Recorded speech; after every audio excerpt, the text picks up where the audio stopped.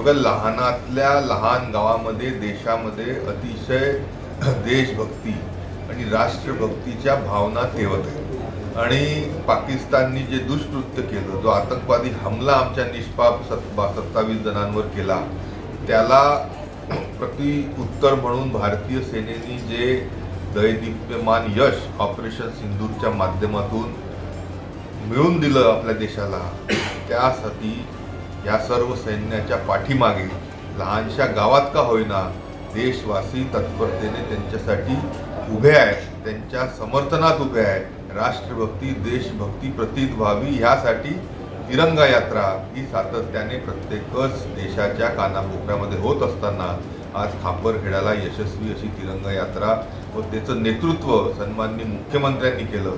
अतिशय आनंदाचं वातावरण आज संपूर्ण जिल्ह्यामध्ये नक्कीच.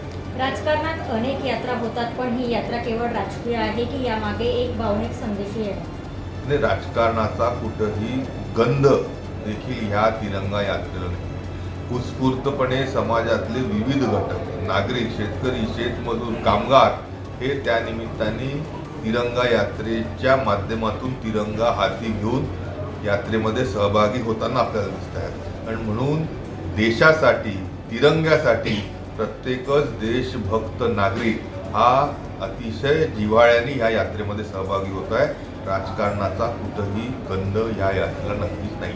ग्रामीण भागात राष्ट्रवाद पुरवण्यासाठी राजकीय भाषण पुरेसे आहे की यासारख्या यात्रेची गरज आहे? नक्कीच प्रत्येक गावातून आपल्या सैन्यामध्ये तरुणांनी सहभागी व्हावं, तरुणांनी त्याच्यामध्ये हातभार लावावा, अशा प्रकारच्या ज्वलंत त्यानिमित्ताने जाज्वल्य आज युवकांमध्ये जर संचारलं असेल तर ऑपरेशन सिंदूरच्या माध्यमातून देश हा सैन्याच्या पाठीशी खंबीरपणे उभा आहे.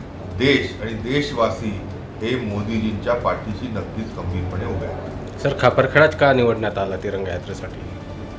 नाही, बघा, सर्वदूर देशाच्या प्रत्येक लहान सहान गावामध्ये, शहरांमध्ये ऑपरेशन सिंदूरच्या यशाबद्दल नागरिकांना आपल्या सैन्याला गौरवान्वित करण्यासाठी, देशभक्ती प्रतीत करण्यासाठी तिरंगा यात्रेचं आयोजन होत आहे.